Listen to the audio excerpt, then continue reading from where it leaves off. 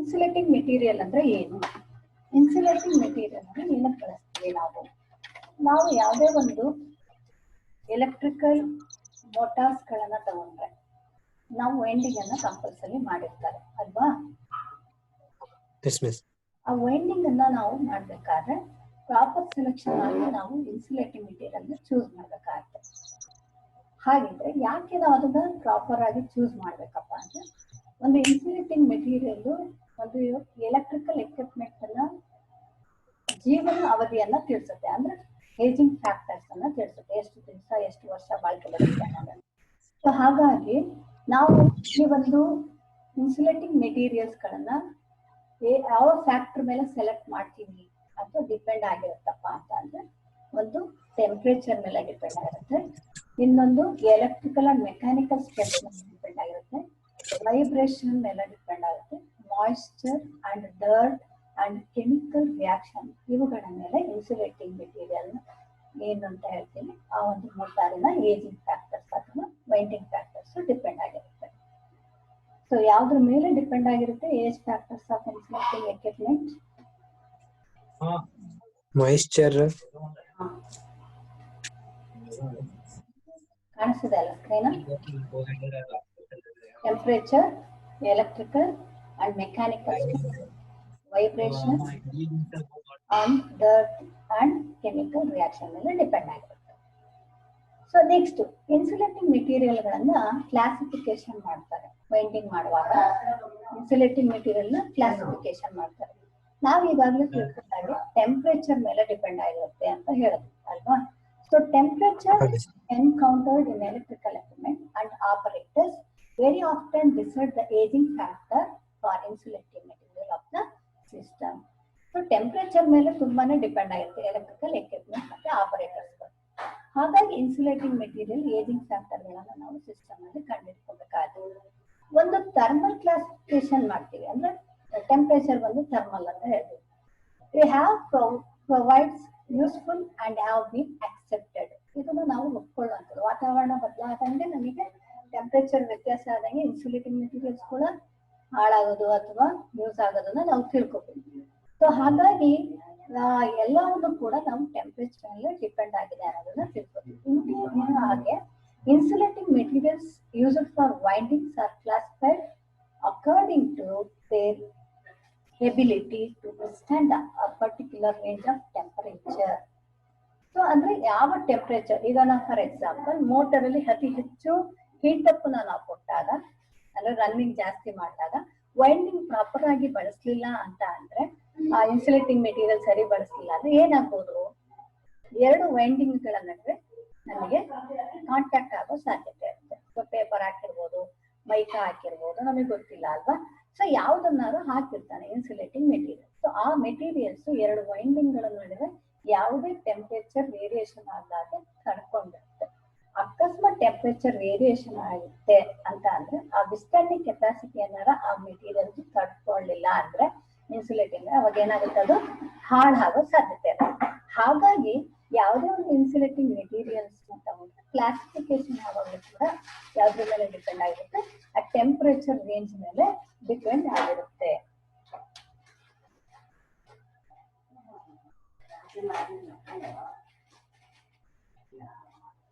Next ಈಗ ಯಾವ classification ಮಾಡ್ತಾ ಇದೀವಿ ಇನ್ಸುಲೇಷನ್ ಅಂತ ಅಂದ್ರೆ ಅದು ಸ್ಟ್ಯಾಂಡರ್ಡ್ BIS ಕೋಡ್ ಅನ್ನ ಆಗುತ್ತೆ.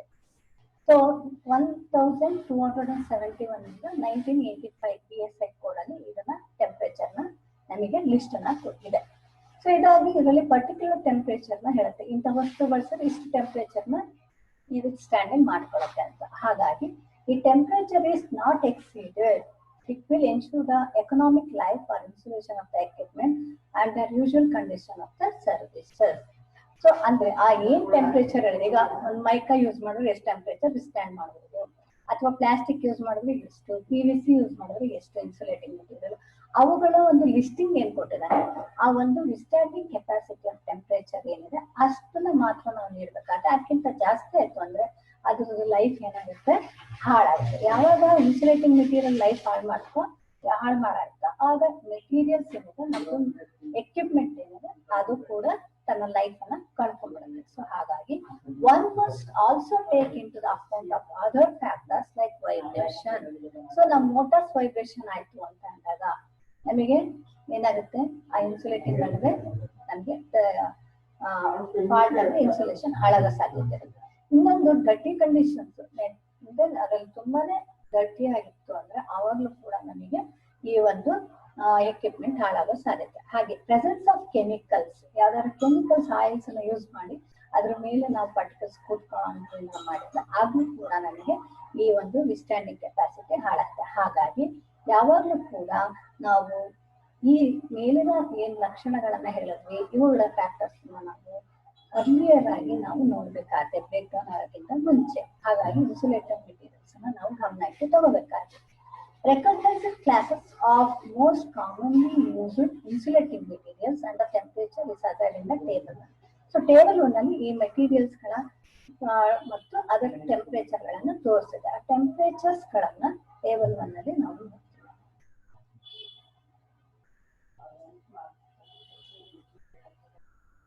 So next insulation paper sheet.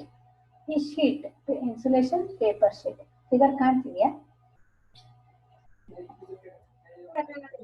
Figure ಕಾಣ್ತಿದ್ಯಾ? ಅಲ್ವಾ? ಇದು ಇನ್ಸುಲೇಷನ್ ಪೇಪರ್ ಶೀಟ್ ಅಂತ ಹೇಳಿ ಕರೀತಾರೆ. ಇದು ಜನರಲ್ ಆಗಿ ಇನ್ಸುಲೇಟೆಡ್ ಇದು ಇದರಲ್ಲಿ ಇರುತ್ತಲ್ಲ ಟ್ರಾನ್ಸ್ಫಾರ್ಮರ್ ಅಲ್ಲ ಅದ? ಹೌದು, ಸ್ಲಾಟ್ಸ್ ಗಳಲ್ಲಿ ಹಾಕಿರ್ತಾರೆ ಇದನ್ನ. ನಾಮೆಕ್ಸ್ ಪೇಪರ್ ಅಂತ ಹೇಳಿ ಕರೀತೀವಿ ಮೋಟಾರ್ ಹಾಕೊಂಡು. ಆಯ್ತಾ? Hello hello. ಸೊ ಇದನ್ನ ಜನರಲ್ ಆಗಿ ಕೇಳಿಸ್ತಿದೆಯಲ್ಲ? Generally they are used for insulating slots. Slots ಅಂದ್ರೆ ಏನು ನೀವು ನೋಡ್ತಾ ಇದ್ದೀರಾ ಸ್ಕ್ರೀನ್ ಅಲ್ಲಿ ಕಾಣ್ತಾ ಇದೆ. ಆ ಸ್ಲಾಟ್ಸ್ ಮಧ್ಯ ಈ ಸ್ಲಾಟ್ಸ್ ಗಳಿಗೆ ನಾವು ಇನ್ಸುಲೇಟಿಂಗ್ ಪೇಪರ್ ಶೀಟ್ ಗಳನ್ನ ಹಾಕ್ತೀವಿ. And metal parts from the live wire in a winding system. Winding system ನಾವು ಮಾಡ್ಬೇಕಾದ್ರೆ ಮೆಟಲ್ ವೈರ್ ಗಳ ನಡುವೆ ಕೂಡ ಇನ್ಸುಲೇಷನ್ ಪೇಪರ್ ಶೀಟ್ ಅನ್ನ ಹಾಕಲಾಗುತ್ತೆ. Next ಲೆದರಾಯ್ಡ್ paper. ಈ ಲೆದರಾಯ್ಡ್ ಪೇಪರ್ ನಿಮ್ ಕಣ್ಣಿಗೆ ಕಾಣ್ತಾ ಇದೆಯಾ?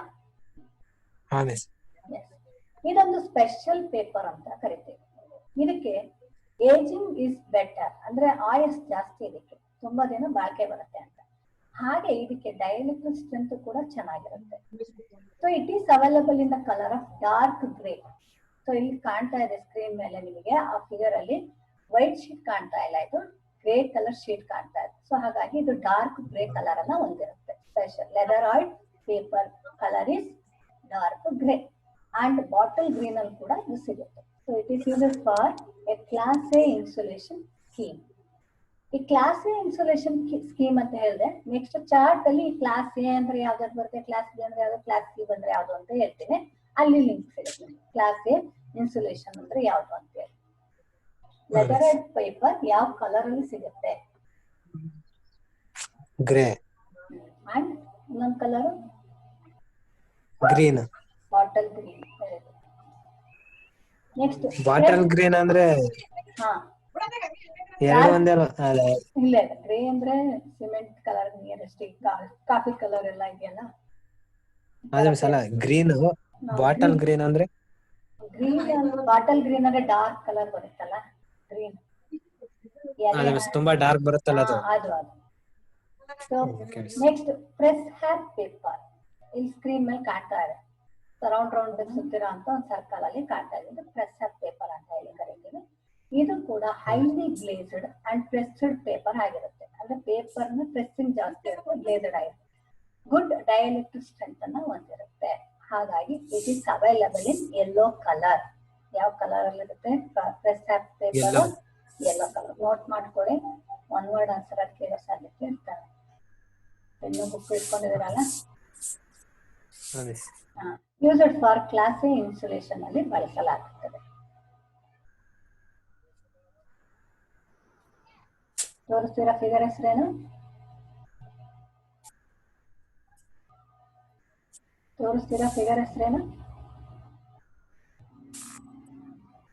ಒಂದು ನಿಮಿಷ.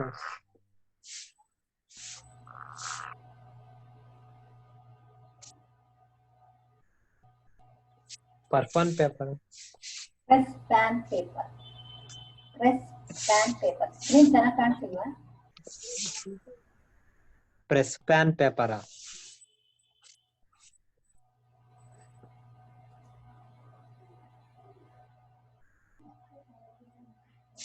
Next classification of insulation. ಈಗ ನಾನು ಹೇಳಿದೆ BIS ಕೋಡ್ 1271 1958 ಅಥವಾ 1985ರಲ್ಲಿ ಒಂದು ಚಾರ್ಟ್ ಅನ್ನ ಮಾಡಿದ್ದಾರೆ. ಈ ಕ್ಲಾಸಿಫಿಕೇಶನ್ ಆಫ್ ಇನ್ಸುಲೇಷನ್ ನಾವು ABC ಅಂತೆಲ್ಲ ಮಾಡ್ತೀವಲ್ಲ, ಹಾಗೆ ಕ್ಲಾಸಿಫಿಕೇಶನ್ ಮಾಡಿದೀವಿ. ಇಲ್ಲಿ ಮೊದಲನೇದು ಸೀರಿಯಲ್ ನಂಬರ್, ಎರಡನೇದು ಕ್ಲಾಸ್, ಮೂರನೇದು ಮ್ಯಾಕ್ಸ್ ಸೇಫ್ ಟೆಂಪರೇಚರ್ ಅಂತ ಹೇಳ್ತೀವಿ. ಸಾಧ್ಯ ಆದ್ರೆ ಬರ್ಕೊಳ್ಳಿ. ಸ್ಕ್ರೀನ್ ಕಾಣ್ತಿದ್ಯಾ ನಿಮಗೆ? Description of insulating material. Insulating material description ಹಾಕಿದ್ದಾರೆ. ಸೊ ಮೊದಲನೇದು Y ಅಂತ ಇದೆ. ಕ್ಲಾಸ್ ಅನ್ನೋದು Y. ಇದು ಮ್ಯಾಕ್ಸಿಮಮ್ ಟೆಂಪರೇಚರ್ ಎಷ್ಟು ತಗೊಳುತ್ತೆ ಅಂದ್ರೆ 90 degree Celsius. Class Y class ಬಂದ್ರೆ, ಇನ್ಸುಲೇಟಿಂಗ್ ಮೆಟೀರಿಯಲ್ ಕ್ಲಾಸ್ Y ಬಂದ್ರೆ 90 ಡಿಗ್ರಿ ಸೆಲ್ಸಿಯಸ್ ಹೊಂದಿರುತ್ತೆ. ಇದಕ್ಕೆ ಬಳಸುವಂತಹ ವಸ್ತುಗಳು, ಇನ್ಸುಲೇಟಿಂಗ್ ಮೆಟೀರಿಯಲ್ಗಳು ಕಾಟನ್, ಸಿಲ್ಕ್, ಪೇಪರ್ ವಿತೌಟ್ ಇಂಪ್ರೆಗ್ನೆಂಟೇಷನ್.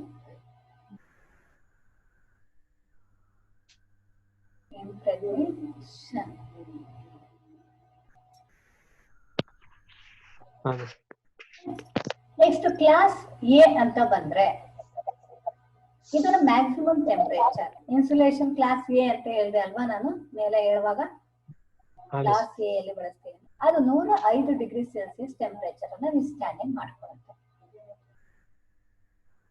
ಹಾಗಿದ್ರೆ ಅದಕ್ಕೆ ಬಳಸುವಂತಹ ವಸ್ತು ಕಾಟನ್, ಸಿಲ್ಕ್, ಪೇಪರ್ ಇಮ್ಮರ್ಸ್ಡ್ ಇನ್ ಆಯಿಲ್. ಪೇಪರ್ ಇಮ್ಮರ್ಸ್ಡ್ ಆಯಿಲ್ ಅಂದ್ರೆ ನಮ್ಮ ಕೆಪಾಸಿಟರ್ ಅಲ್ಲಿ ಒಂದು ಡೈಎಲೆಕ್ಟ್ರಿಕ್ ಪೇಪರ್ ಹಾಕಿದ್ರಲ್ಲ ಆಯಿಲ್ ಅಲ್ಲಿ, ಅದೇ ಪೇಪರ್ ಇಮ್ಮರ್ಸ್ಡ್ ಆಯಿಲ್ ಅಂತ. So next class E. Class E 120 degree Celsius. ಕ್ಲಾಸ್ E ಬಂದ್ರೆ 120 ಡಿಗ್ರಿ ಸೆಲ್ಸಿಯಸ್ ನ ಟೆಂಪರೇಚರ್ ಸ್ಟ್ಯಾಂಡಿಂಗ್ ಮಾಡ್ತಾರೆ, ಸೇಫ್ ಟೆಂಪರೇಚರ್. ಇಲ್ಲಿ ಬಳಸುವಂತಹ leather oil paper, empire cloth fibre. Leather oil paper, empire cloth fibre. Next class B insulating ಆದ್ರೆ ಇದು 130 ಡಿಗ್ರಿ ಸೆಲ್ಸಿಯಸ್ ಟೆಂಪರೇಚರ್ ನ ಸೇಫ್ ಟೆಂಪರೇಚರ್ ಅಂತ ಹೇಳ್ತೀವಿ, ಮ್ಯಾಕ್ಸಿಮಮ್ ಸೇಫ್ ಟೆಂಪರೇಚರ್. ಹಾಗಿದ್ರೆ ಇದಕ್ಕೆ ಬಳಸುವಂತಹ ಇನ್ಸುಲೇಟಿಂಗ್ ಮೆಟೀರಿಯಲ್ ಮೈಕಾ,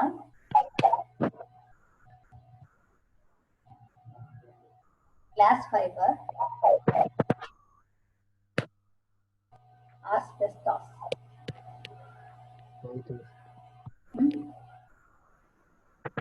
ಸ್ಕ್ರೀನ್ ಕಾಣ್ತಿದೆಯಲ್ಲ?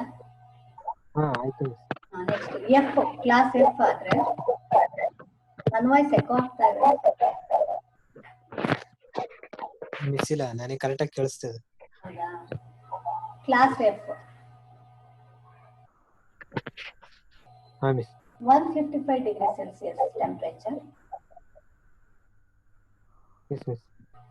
ಇಲ್ಲಿ insulation of this class consisting of the material of a better quality than class B insulation. Class B ಗಿಂತ ತುಂಬಾ ಚೆನ್ನಾಗಿದೆ ಇದು ಅಂತ ಹೇಳ್ತೀವಿ. F ಯಾವ್ದು? Glass fibre, asbestos, mica and etcetera. Next class H. ಇದು 180 degree Celsius ಇರುತ್ತೆ. ಇಲ್ಲಿ ಬಳಸುವಂತಹ ವಸ್ತು silicon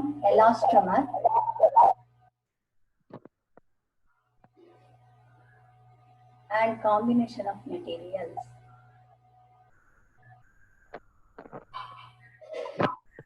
Such as mica, silicon elastomer ಜೊತೆಗೆ mica combine ಮಾಡ್ತಾರೆ ಅಥವಾ glass fiber combine ಮಾಡ್ತಾರೆ ಅಥವಾ asbestos combine ಮಾಡ್ತಾರೆ.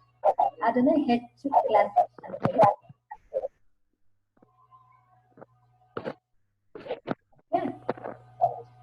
ಇನ್ನ 220, 200, 250 ಅಂತ ಏನಿದೆ ಅದನ್ನ ಡಿಗ್ರಿ ಸೆಲ್ಸಿಯಸ್ ಅಲ್ಲಿ ಹೇಳಿ. ಇವುಗಳಿಗೆ ನಾವು ಇವು ಕ್ಲಾಸ್ ಅನ್ನ ಮೈಕಾ, ಪೋರ್ಸಿಲಿನ್, ಗ್ಲಾಸ್, ವಾಟರ್ಸ್ ಇವುಗಳನ್ನ ಮಾಡಬಹುದು. A, E, D, F, H ಅನ್ನೋದು ಗೊತ್ತಾಯ್ತಲ್ಲ. ನೆಕ್ಸ್ಟ್ ಇನ್ನೊಂದು ಚಾರ್ಟ್ ಅಲ್ಲಿ ಸೇಮ್ ಚಾರ್ಟ್ ಅಲ್ಲಿ ಏನು ವ್ಯತ್ಯಾಸ ಇಲ್ಲ. Next triplex paper.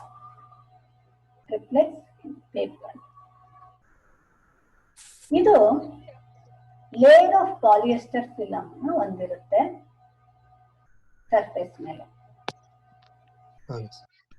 Polyester film is deposited on the surface or the surface of the lattice or press half paper or elephantine paper to make it non-hygroscopic ಅಂತ ಹೇಳಿ ಕರೀತೀವಿ.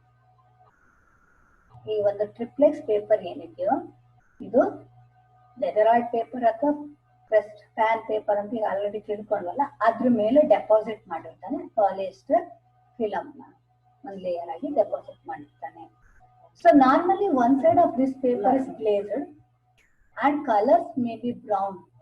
ಕಾಣ್ತಾ ಇದೆ ಅಲ್ಲ ಸ್ಕ್ರೀನ್ ಮೇಲೆ, ಒಂದು ಸೈಡ್ ಅಲ್ಲಿ ಪೇಪರ್ಸ್ ನ ಗ್ಲೇಸ್ಡ್ ಮಾಡಿದ್ದಾರೆ. ಹೋಲ್ಸ್ ಕಾಣ್ತಾ ಇದೆಯಾ? ಹೋಲ್ಸ್ ಕಾಣ್ತಾ ಇದೆಯಾ ಅಲ್ವಾ? ಸೊ ಇನ್ನೊಂದು ಸೈಡ್ ಅಲ್ಲಿ ನಮ್ಗೆ ಇದು ಬ್ರೌನ್ ಕಲರ್ ಆಗಿ ಕಾಣುತ್ತೆ ಅಥವಾ green colour or grey or yellow. It depends it upon the papers used. ಯಾವ ಟೈಪ್ ಆಫ್ ಪೇಪರ್ಸ್ ನ ಯೂಸ್ ಮಾಡ್ತೀರಾ ಅದ್ರ ಮೇಲೆ ಡಿಪೆಂಡ್ ಆಗಿರುತ್ತೆ. So next, this paper is used for class C insulation scheme. Class C ಅಂದ್ರೆ ಎಷ್ಟು degree ತಡೆಯುತ್ತೆ? Class B 130 degree. ಹಾಗಾಗಿ ಅಲ್ಲಿ ಬಳಸ್ತಾರೆ triplex paper. Okay, triplex paper ಯಾವ್ದ್ರ ಮೇಲೆ ಡೆಪಾಸಿಟ್ ಮಾಡಿರ್ತಾರೆ? ಹಲೋ,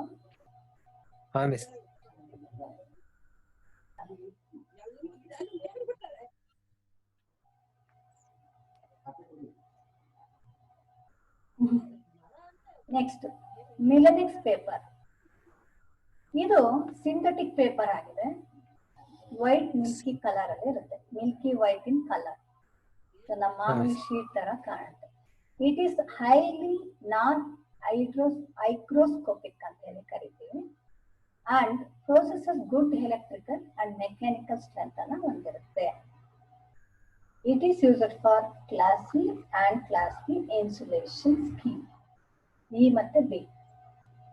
ಇ ಅಂದ್ರೆ ನೀವು ಹೇಳಿದ್ರೆ 130 ಡಿಗ್ರಿ ಅಂತ, ಬಿ ಅಂದ್ರೆ ಎಷ್ಟು? ಕ್ಲಾಸ್ ಇ ನ ಮಿಸ್ ಕ್ಲಾಸ್ ಬಿ ಎಷ್ಟು? ಕ್ಲಾಸ್ ಬಿ ಗೆ ಎಷ್ಟು ಬರುತ್ತೆ temperature? Class B 130 degree Celsius, class E 120. ಈ ಇಷ್ಟು ತಡ್ಕೊಳ್ಳೋ ಶಕ್ತಿ ಇದಕ್ಕಿದೆ ಮಿಲನೆಕ್ಸ್ ಪೇಪರ್. ಯಾವ ಕಲರ್ ಇರುತ್ತೆ Melinex paper? White, milky white. Next micanite paper ಅಥವಾ ಮೈಕಾ ಫಲ್ಯೂಮ್ ಅಂತ ಹೇಳ್ತೀವಿ, ಅದು ಮಿಕನೈಟ್ ಕ್ಲಾತ್ ಅಂತ ಹೇಳ್ತೀವಿ. ಸೊ ಇದೊಂದು ರೋಲರ್ ಕಾಣ್ತಾ ಇದೆಯಲ್ಲ, ಇದು ಮೈಕಾ ಇಂದ ಮಾಡಿರುವಂತ ರೋಲರ್ ಆಯ್ತು ಅಥವಾ ಕ್ಲಾತ್ ಅಲ್ಲಿ ಮಾಡಿರ್ತಾನೆ. ಇಲ್ಲಿ it consisting of soft mica and bonded with paper or cloth base. Mica ಇಂದ ಮಾಡಿದರೆ ಸಾಫ್ಟ್ ಮೈಕಾ ಇಂದ, ಅದ್ರ ಜೊತೆಗೆ ಪೇಪರ್ ನ ಬಾಂಡಿಂಗ್ ಆಗಿರುತ್ತೆ ಅಥವಾ ಕ್ಲಾತ್ ಬೇಸ್ ಮೇಲೆ ಬಾಂಡಿಂಗ್ ಆಗಿರುತ್ತೆ. This can withstanding higher temperature. ನಾವು ಹೇಳಿದ್ವಲ್ಲ ಅದಕ್ಕಿಂತ ಹೆಚ್ಚಿನ ಹೈಯರ್ ಟೆಂಪರೇಚರ್ ವಿತ್ಸ್ಟ್ಯಾಂಡಿಂಗ್ ಮಾಡುತ್ತೆ. ನಾರ್ಮಲಿ ಇದು ವೈಟ್ ಕಲರ್ ಇರುತ್ತೆ, ಹಾಗಾಗಿ ಮೈಕಾ ವಿಸಿಬಲ್ ಆಗಿರುತ್ತೆ. ಮೈಕಾ ಕಾಣುತ್ತೆ ನಮ್ಗೆ ಇದ್ರ ಮೇಲೆ. ಸೊ ಹಾಗಾಗಿ ಇದು ಹೈಯರ್ ಟೆಂಪರೇಚರ್ ನ ತಗೊಳ್ಳೋದ್ರಿಂದ ಇದನ್ನು ಕೂಡ ನಾವು ಕ್ಲಾಸ್ ಸಿ ಮತ್ತೆ ಕ್ಲಾಸ್ ಬಿ ಇನ್ಸುಲೇಷನ್ ಸ್ಕೀಮ್ ಅಲ್ಲಿ ಬಳಸಲಾಗುತ್ತೆ. Next empire cloth. Empire cloth ಇದು ಕಾಣಿಸ್ತಾ ಇದೆ ನಮ್ಮ, ನಾವು ನೋಡ್ತೀವಿ ಎಂಪೈರ್ ಕ್ಲಾತ್ ಅಂದ್ರೆ ನಾವು ಯಾವ್ದಾದ್ರು ಸ್ವೀಟ್ ಅಂದ್ರೆ ಜೆಲ್ಲಿ ಕವರ್ ಅಂತ ಹೇಳಿ ನಾವು ನೋಡ್ತೀವಿ ಅಲ್ಲ, ಆ ತರ ಇದೆ ಸಿಮಿಲಾರಿಟಿ. ಈಗ ಸ್ವೀಟ್ ಅಂದ್ರೆ ಅದ್ರ ಮೇಲೆ ಕವರ್ ಅಲ್ಲಿ ಸಿಲ್ವರ್ ಬರ್ಫಿ ಮೇಲೆ ಇರುತ್ತಲ್ಲ ಇರುತ್ತಲ್ಲ ಆ ತರ ಕಾಣ್ತಾ ಇದೆ. ಅದಲ್ಲ, ಇದ್ದರೆ ಸ್ವಲ್ಪ ಥಿಕ್ನೆಸ್ ಇರುತ್ತೆ, ನೋಡೋದಕ್ಕೆ ಐಡೆಂಟಿಫೈ ಮಾಡಕ್ಕೆ ನಮಗ್ ಗೊತ್ತಾಗುತ್ತೆ. ಎಂಪೈರ್ ಕ್ಲಾತ್ ಅಂತ ಕರಿತೀವಿ. It is an impregnated cloth and is highly flexible. ಅಂದ್ರೆ ರಿಜಿಡ್ ಆಗಿರಲ್ಲ, ಫ್ಲೆಕ್ಸಿಬಲ್ ಆಗುತ್ತೆ, ಹೆಂಗ್ ಬೇಕಾದ್ರೂ ನಾವು ಸುತ್ತಬಹುದು, ಬಿಚ್ಚಬಹುದು. ಹಾಗಾಗಿ generally it is available in black or yellow colour. Black ಅಥವಾ yellow ಕಲರ್ ಅಲ್ಲಿ ಇರುತ್ತೆ. It depends upon the colour of the varnishes used. Varnishing ಅನ್ನು ಯಾವ್ದನ್ನ ಯೂಸ್ ಮಾಡಿದಾನ ಅದ್ರ ಮೇಲೆ ಕಲರ್ ಡಿಪೆಂಡ್ ಆಗುತ್ತೆ. ವ್ಯಾರ್ನಿಷ್ ಅಂತ ಅಂದ್ರೆ ಕೋಟಿಂಗ್ ಮಾಡ್ತೀವಿ ಅಲ್ವಾ, ಮುದ್ದೆಲ್ಲ ಕೋಟಿಂಗ್ ಮಾಡ್ಬೇಕಾದ್ರೆ ಒಂದು ಕಲರ್ ಗಳು ತಂದು ಕೋಟಿಂಗ್ ಮಾಡ್ತಾರಲ್ಲ, ಅದೇ ತರ ಇದ್ರ ಮೇಲೆ ಯಾವ ವ್ಯಾರ್ನಿಷನ್ ಬಳಸ್ತಾರೋ ಆ ಕಲರ್ ಮೇಲೆ ಇದು ಡಿಪೆಂಡ್ ಆಗಿರುತ್ತೆ. So it is recommended for class A insulation scheme. Class A ಅಂದ್ರೆ ಎಷ್ಟು? 105 ಡಿಗ್ರಿ. Very good.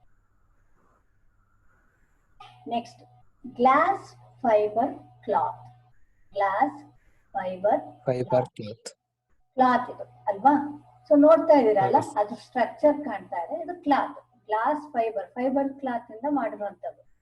ಹಾಗಾದ್ರೆ it is made up of glass rule ಅಂತ ಹೇಳ್ತೀವಿ, ಅಂದ್ರೆ ಹತ್ತಿ ಅಂತ ಹೇಳ್ತೀವಲ್ಲ ಅಲ್ವಾ, ಗಾಜಿನ ಉಣ್ಣೆ ಅಂತ ಹೇಳಿ ಕರಿತೀವಿ, ಅಥವಾ ಹತ್ತಿ ಅಂತೀವಲ್ಲ, ಅದು ಗ್ಲಾಸ್ ರೂಲ್ ಇಂದ ಮಾಡಲ್ಪಟ್ಟಿದೆ ಈ cloth. It has high dielectric strength ಅನ್ನ ಹೊಂದಿದೆ. Dielectric strength insulation strength and withstanding high temperature. High temperature ನ ಕೂಡ ವಿಸ್ಟ್ಯಾಂಡಿಂಗ್ ಮಾಡುತ್ತೆ. It is highly flexible. ಯಾವ ತರ ಬೇಕಾದ್ರೂ ನಾವು ಫ್ಲೆಕ್ಸಿಬಲ್ ಆಗಿ ಯೂಸ್ ಮಾಡಬಹುದು, ಹೋಲ್ಡಿಂಗ್ ಮಾಡಬಹುದು. When not is impregnated the colour is white. Colour ಬಂದು ವೈಟ್ ಇರುತ್ತೆ. ಹಾಗೆ fibre glass cloth is normally used in winding. Winding ಮಾಡುವಾಗ ಈ ಫೈಬರ್ ಗ್ಲಾಸ್ ಕ್ಲಾತ್ ಅನ್ನ ಕಂಪಲ್ಸರಿ ಯೂಸ್ ಮಾಡ್ತೀವಿ. And colour will be the golden, yellow or black colour ಅಲ್ಲಿ ಸಿಗುತ್ತೆ. So use it for this class E and class B insulation scheme ಅಲ್ಲಿ ಬಳಕೆ ಮಾಡುತ್ತೆ. Fibre glass ನಮಗೆ ಗ್ಲಾಸ್ ಹುಲ್ಲಿಂದ ಮಾಡಲ್ಪಟ್ಟಿದೆ ಕ್ಲಾತ್. ಹೈ ಡೈಎಲೆಕ್ಟ್ರಿಕ್ ಸ್ಟ್ರೆಂತ್ ಅನ್ನ ಹೊಂದಿದೆ, ಹೈ ಟೆಂಪರೇಚರ್ ಅನ್ನ ವಿಸ್ಟ್ಯಾಂಡಿಂಗ್ ಮಾಡುತ್ತೆ, ಹೈ ಫ್ಲೆಕ್ಸಿಬಿಲಿಟಿ ಅನ್ನ ಹೊಂದಿದೆ. ಹಾಗೆ ಇದು ವೈಟ್ ಕಲರ್ ಅಲ್ಲಿ ಇರುತ್ತೆ. ಹಾಗೆ ಇದನ್ನ ನಾರ್ಮಲ್ ಆಗಿ ವೈಂಡಿಂಗ್ ಗೆ ಬಳಸಲಾಗುತ್ತೆ. ಇದು ಗೋಲ್ಡನ್ ಕಲರ್ ಎಲ್ಲೋ ಸಿಗುತ್ತೆ ಅಥವಾ ಬ್ಲಾಕ್ ಕಲರ್ ಸಿಗುತ್ತೆ. ಅಂಡ್ ಇದನ್ನ ಇ ಮತ್ತೆ ಬಿ ಇನ್ಸುಲೇಷನ್ ಸ್ಕೀಮ್ ಅಲ್ಲಿ ಬಳಕೆ ಮಾಡಲಾಗುತ್ತೆ. Above insulating sheets are available in thickness of. ಈಗ ಯಾವುದೇ ಒಂದು ಇನ್ಸುಲೇಟಿಂಗ್ ಶೀಟ್ ನ ನೀವು ತಗೊಂಡ್ರಿ, ಯಾವ್ದೇ ತಗೊಂಡ್ರಿ, ಮಿಲ್ಲೆಟ್ ಪೇಪರ್ ತಗೊಂಡ್ವಿ, ಹೌದಾ? ಹೌದಾ, ಯಾವ್ಯಾವ ಪೇಪರ್ ತಗೊಂಡ್ರಿ? ಇನ್ಸುಲೇಟಿಂಗ್ ಪೇಪರ್ಸ್ ಗಳು ಯಾವ್ಯಾವ ತಗೊಂಡ್ರಿ? ಟ್ರಿಪಲ್ಸ್ ಪೇಪರ್, ಟ್ರಿಪ್ಲೆಕ್ಸ್ ಪೇಪರ್, ಆಮೇಲೆ ಮಿಲೆನೆಕ್ಸ್ ಪೇಪರ್, ಮೈಕಾನೈಟ್ ಪೇಪರ್, ಇವುಗಳನ್ನ ನಾವು ಬಳಸಿದ್ವಿ ಅಲ್ವಾ? ಹಾಗಾದ್ರೆ ಇವುಗಳನ್ನ ನಾವು ಬಳಸಿದಾಗ ಏನು ನಾವು ನೋಡ್ತಾ ಇದೀವಿ, ಇದಕ್ಕೆ ಸೈಜ್ ಇರುತ್ತೆ. ಥಿಕ್ನೆಸ್ ಎಷ್ಟಿರುತ್ತಪ್ಪ? ಒಂದು ಇನ್ಸುಲೇಟಿಂಗ್ ಶೀಟಿನ ಥಿಕ್ನೆಸ್ ಎಷ್ಟಪ್ಪ ಅಂದ್ರೆ 2 ಮಿಲ್. ಈಗ ನಾವು ತರಬೇಕಾದ್ರೆ ಪೇಪರ್ ಶೀಟ್ ನ ರಿಮ್ ಅಂತೆಲ್ಲ ತರ್ತೀವಿ ಅಲ್ವಾ, ಇಲ್ಲಿ ಮಿಲ್ ಎಲ್ಲ ಹೇಳ್ತೀವಿ. 5 ಮಿಲ್ ಸೈಜ್ ಅಲ್ಲಿ ಸಿಗುತ್ತೆ. ಥಿಕ್ನೆಸ್ ದಪ್ಪ 7 ಮಿಲ್ಸ್, 10 ಮಿಲ್ಸ್ and 15 mil ಅಂತ ಹೇಳಿ ಕರಿತೀವಿ. Having the width of 1 meter. ಅದರ thickness 2 mil, 5 mil, 7 mil, 10 or 15 mils ಅಂತೀವಿ. ಅದ್ರ ವಿಡ್ತ್ ಎಷ್ಟಿರುತ್ತೆ? 1 ಮೀಟರ್ ವಿಡ್ತ್ ಇರುತ್ತೆ. ಸೊ ಉದ್ದ ಏನಿರುತ್ತೆ? 1 ಮೀಟರ್ ಇರುತ್ತೆ. Thickness 2 mil, 5 mil, 7 mil, 10 mil, 15 mil ಇರುತ್ತೆ. They are generally sold in kilogram ಗಳಲ್ಲಿ ಮಾರಾಟ ಮಾಡ್ತಾರೆ. ನಾವು ಅಂಗಡಿಗೆ ಹೋಗಿ ತರಬೇಕು ಅಂದ್ರೆ ಮಿಲ್ಲಲ್ಲಿ ಕೊಡಿ ಅನ್ನಂಗಿಲ್ಲ, ಮೀಟರ್ ಕೊಡಿ ಅನ್ನಂಗಿಲ್ಲ, ಕಿಲೋಗ್ರಾಮ್ ಕೆಜಿಯಲ್ಲಿ ತರಬೇಕಾಗತ್ತೆ. So for class F and H ಇದನ್ನು ಜಾಸ್ತಿ ಬಳಸ್ತೀವಿ, ಯಾವುದು? ಗ್ಲಾಸ್ ಫೈಬರ್ ಕ್ಲಾತ್ ಗಳನ್ನ. ಹಾಗೆ special types of insulation sheets use. So F ಮತ್ತೆ ಹೆಚ್ ಇವೆಲ್ಲ ಸ್ಪೆಷಲ್ ಟೈಪ್. ಎಫ್ ಅಂದ್ರೆ ಎಷ್ಟು? ಶೀಟ್ ಅಲ್ಲಿ ನೋಡಿದ್ರಲ್ಲ, ಮಿಸ್ 155 ಹೆಚ್ಚಂದ್ರೆ 180 180 ಅಂದ್ರೆ ಹೈಯರ್ ಟೆಂಪರೇಚರ್ ಅಲ್ವಾ. ಇದು special sir. Type of insulation sheets ಗಳಲ್ಲಿ ಬಳಕೆ ಮಾಡ್ತೀವಿ. ಸೊ ಬ್ರಾಂಡೆಡ್ ನೇಮ್ಸ್ ಐಪೋಥರ್ಮ್ ಅಂಡ್ ನಾಮೆಕ್ಸ್ ಅಂತ ಹೇಳಿ ಕರೀತೀವಿ. ಇದ್ರದ್ದು ಬ್ರಾಂಡೆಡ್ ನೇಮ್ ಯಾವುದು? ಐ ಸ್ಪೆಷಲ್ ಆಗಿ ಕ್ಲಾಸ್ ಅಲ್ಲಿ ನಾವು ತರುವಂತ ಮೆಟೀರಿಯಲ್ಗಳನ್ನ ನೀವು ಕೇಳ್ಬೇಕಾದ್ರೆ ಫೈಬರ್ ಕ್ಲಾಸ್ ನ ನಾವು ಐಪೋಥರ್ಮ್ ಅಂತನ ಅಥವಾ ನಾಮೆಕ್ಸ್ ಅಂತ ಕೊಡಿ ಅಂತ ಹೇಳಿ ಕೇಳ್ಬೇಕಾಗುತ್ತೆ. So today only I using the types of insulating materials ಅಲ್ಲಿ ಪೇಪರ್ಸ್ ಗಳ ಬಗ್ಗೆ ಹೇಳ್ತಾ ಹೋದೆ. ನಾಳೆ ನಾನು ಟೇಪ್ ಬಗ್ಗೆ ಹೇಳ್ತೀನಿ, ಮತ್ತೆ ಮುಂದೆ ಮತ್ತಷ್ಟು ವಿಷಯನ ತಿಳಿಸ್ತೀನಿ. ಆಮೇಲೆ ನಾಳೆಯಿಂದ ಸಾಧ್ಯ ಆದಷ್ಟು ನಾನು ಕ್ಲಾಸ್ ಅವರ್ಸ್ ಕಾಲೇಜಲ್ಲಿ ಇರ್ತೀನಲ್ಲ ಅಲ್ಲೇ ನಿಮಗೆ ಬೆಳಿಗ್ಗೆ 11 ಅಥವಾ 11:15 ಕ್ಲಾಸ್ ನ ಕಂಡಕ್ಟ್ ಮಾಡ್ತೀನಿ. ಬೆಳಿಗ್ಗೆ 11:30 or 11 ಅವಾಗ ಸ್ಟಾರ್ಟ್ ಮಾಡ್ತೀನಿ, ಅಲ್ಲಿ ಕಂಪ್ಲೀಟ್ ಮಾಡ್ಬೇಕು ನಿಮಗೆ. ಓಕೆ, ಅಟೆಂಡೆನ್ಸ್ ನಾನು ಇವತ್ತಿಂದು ತಗೋತಾ ಇದ್ದೀನಿ, ರೆಗ್ಯುಲರ್ ಅಟೆಂಡೆನ್ಸ್ ಇದೆ. ಓಕೆ, ಸೊ ಮೊನ್ನೆ ನಾನು ಡ್ರಾಯಿಂಗ್ ಸಬ್ಮಿಷನ್ ಮಾಡಲಿಲ್ಲ ನೀವು. ಅದು ಡ್ರಾಯಿಂಗ್ ಅಲ್ವಾ, ಹಂಗಲ್ಲ ಮಿಸ್ ಬೇಕಾದ್ರೆ ಇದನ್ನೆಲ್ಲ ಬರ್ತೋರ್ಸು ಅಂದ್ರೆ ತೋರ್ಸ್ಬಿಡ್ತೀನಿ ಮಿಸ್. ಅದು ಡ್ರಾಯಿಂಗ್ ರಫ್ ಆಗಿ ಬಿಡಿಸಿ, ತೊಂದರೆ ಇಲ್ಲ. ಓಕೆ, ಇದ್ರಲ್ಲಿ ಏನಾದ್ರು ಬರೀಬೇಕಾ ಮಿಸ್? ಇದ್ರಲ್ಲಿ ಏನಾದ್ರು ಬರೆಯೋದಿದ್ರೆ ಹೇಳಿ ಮಿಸ್. ಅಲ್ಲ, ಇದ್ರಲ್ಲಿ ನೀವೇ ಕೇಳಿಸ್ಕೊಂಡ್ರಲ್ಲ, ನಿಮ್ಗೆ ಏನು ತೋಚಿಸು ಅದನ್ನ 2 ಲೈನ್ ಅಲ್ಲಿ ಬಂದು ಕಳಿಸಿ ವಾಟ್ಸಪ್. ಓಕೆ, ಇವತ್ತಿನ ಕ್ಲಾಸ್ ಅಷ್ಟೇ. ಸೊ ನಾನು ಇವತ್ತು ಸೆಷನ್ ಎಂಡ್ ಮಾಡ್ತಾ ಇದ್ದೀನಿ. ಸೊ ಟುಮಾರೋ ನಾನು ಹೇಳ್ದಲ್ಲ ಟೈಮಿಂಗ್ಸ್ 11-11:15 ಒಳಗೆ ನಾನು ಕ್ಲಾಸ್ ಅನ್ನ ಕಂಡಕ್ಟ್ ಮಾಡ್ತೀನಿ. Okay miss. Okay, thank you miss.